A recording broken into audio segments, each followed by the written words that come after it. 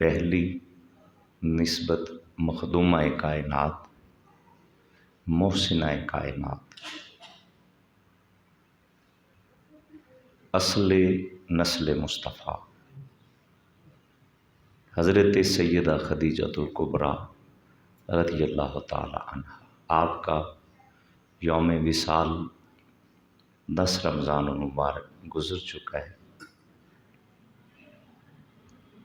17 رمضان المبارک یوم الفرقان، حق و باطل کا پہلا معرکہ جسے غزوہ بدر کہا جاتا ہے، اور اس کے فوراً بعد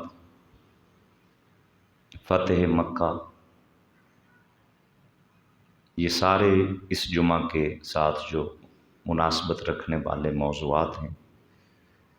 صرف 1-2 باتیں سیدہ کائنات کی بارگاہ میں پیش کر کے، من جملہ جو موضوع ہے غزوات رسالت مآب کے اخلاقی پہلو، یعنی جنگ کے اندر بھی میرے نبی نے جو عظیم اخلاق سکھائے اور جن کا مظاہرہ کیا، اس حوالے سے کچھ گزارشات عرض کروں گا۔ سیدہ کائنات ملیکۃ العرب، سارے اہل مکہ کی دولت ایک طرف اور حضرت خدیجہ کا مال تجارت ایک طرف۔ یہ وہ عظیم شخصیت ہے کہ لوگ تجارت کرتے ہیں دنیا کا نفع حاصل کرنے کے لیے۔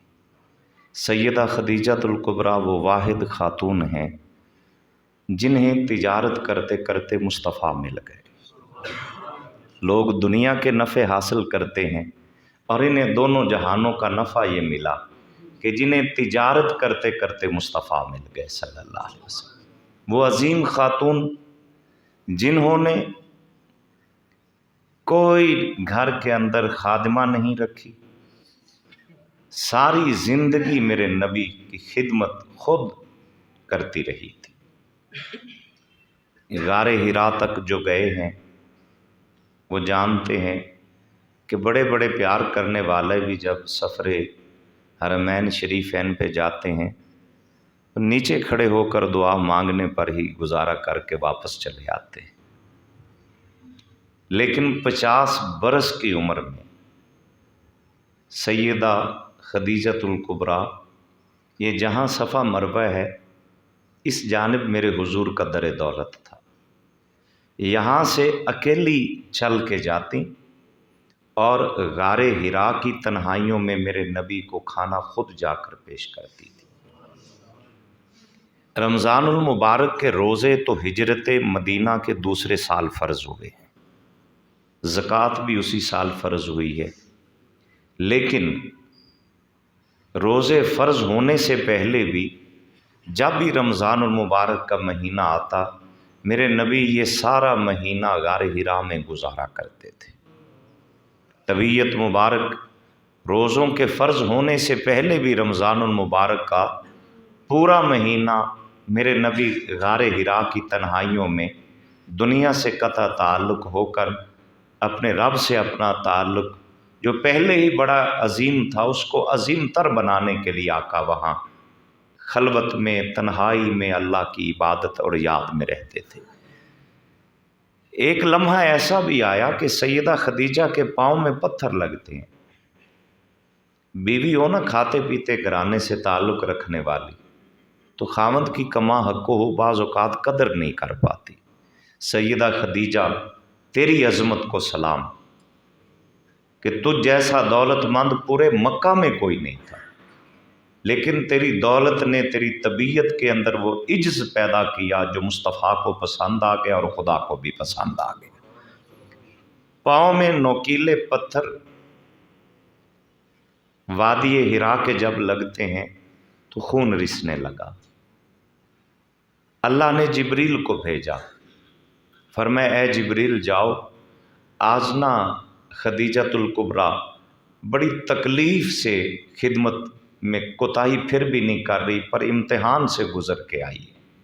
اس سے پہلے کہ میرا نبی اسے سلام کہے یا وہ میرے نبی کو سلام کہے۔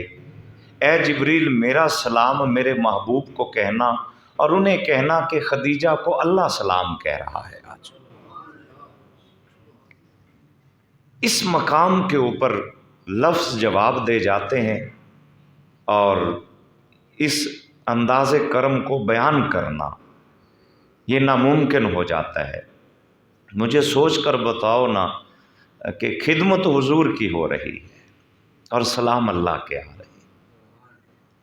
میرے نبی نے بھی عمر بھر انہیں بلایا نہیں تھا۔ جب بھی حضور کے گھر کوئی اسپیشل اہتمام ہوتا اور آقا کریم کے گھر میں جب بھی کبھی کوئی جانور ذبح کیا جاتا، اس کا گوشت کچھ بچا کے میرے حضور رکھا کرتے اور آپ فرمایا کرتے تھے جاؤ مدینہ کے فلاں محلے میں میری خدیجہ کی کچھ سہیلیاں رہتی ہیں، یہ تحفہ انہیں پیش کر کے آؤ۔ ایک دن حضرت اماں عائشہ صدیقہ نے عرض کیا یا رسول اللہ وہ تو بڑھاپے کی عمر میں چلی گئیں، آپ انہیں اتنا یاد رکھتے ہیں؟ آپ نے فرمایا جب ساری دنیا مجھے جھٹلا رہی تھی نا، ایک خدیجہ تھی جو میری تصدیق کر رہی تھی، میں اسے کیسے بلا سکتا ہوں۔ وقت آخر سیدہ خدیجہ الکبریٰ نے حضرت سیدہ فاطمہ الزہرا کو بیٹی کو بھیجا حضور کے پاس۔ فرمایا فاطمہ بیٹی تو سب سے چھوٹی بیٹی ہے، بڑی لاڈلی بیٹی ہے، میری بیٹی ایسا کرنا کہ اپنے ابا جان سے کہہ دو کہ لگتا ہے کہ میری موت کا وقت اب آ گیا ہے، تو اپنے بابا جان سے کہہ دو وہ چادر جو آقا نے اپنے بدن مقدس پہ پہنی ہے نا، اگر میں دنیا سے چلی جاؤں تو یہ چادر مجھے بطور کفن دے دیں، میں احسان مند رہوں گی کہ عمر بھر کی وفاؤں کا صلہ مل گیا ہے۔ یہ پیغام لے کے سیدہ فاطمہ جب جاتی ہیں تو میرے نبی نے فرمایا بیٹی فاطمہ تیری ماں نے جو مجھ سے وفا کی ہے نا اور جو میرے دین کی سر بلندی کے لیے کوشش کی ہے، یہ بدن کے کپڑے کی تو کوئی حیثیت نہیں ہے۔ اگر آج تیری ماں کہتی نا تو میں اپنے بدن کی چمڑی اتار کے بھی اسے دے دیتا، پھر بھی اس کی وفاؤں کا حق ادا نہ ہوتا۔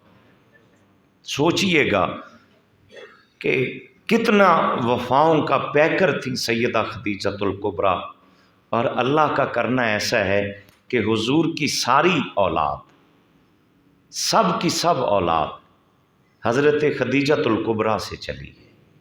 صرف ایک صاحبزادے تھے حضرت ابراہیم رضی اللہ تعالیٰ عنہ جو 16 ماہ کی عمر میں جن کا انتقال ہوا، یہ نبی پاک صلی اللہ علیہ وآلہ وسلم کو ورثے سے نہیں بلکہ شہنشاہ حبشہ اس نے ایک لونڈی تحفے کے طور پہ دی تھی میرے نبی کو، اس کو پھر میرے نبی نے اپنی نکاح میں لیا، اس سے ایک صرف بیٹا پیدا ہوا میرے نبی کا جن کا نام حضرت ابراہیم ہے۔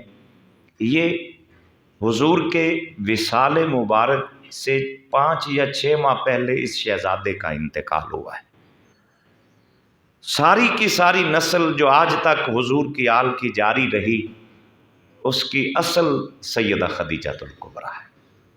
آقا کریم کی ذات کا ویسے تو ایک ایک لمحہ مشکل میں رہا، اور حضور کی ذات نے ایک ایک قدم کے اوپر، ہم تو ایک نیکی کر لیں یا کوئی کام کر لیں تھک جاتے ہیں، چھوڑو یار یہ کر لیا اور میں کیا کروں، نہیں، میرے نبی کی زندگی ہمیں پیغام دیتی ہے کہ بحیثیت ایک باپ کو دیکھنا چاہو تو کامل نمونہ میرے حضور کی ذات ہے،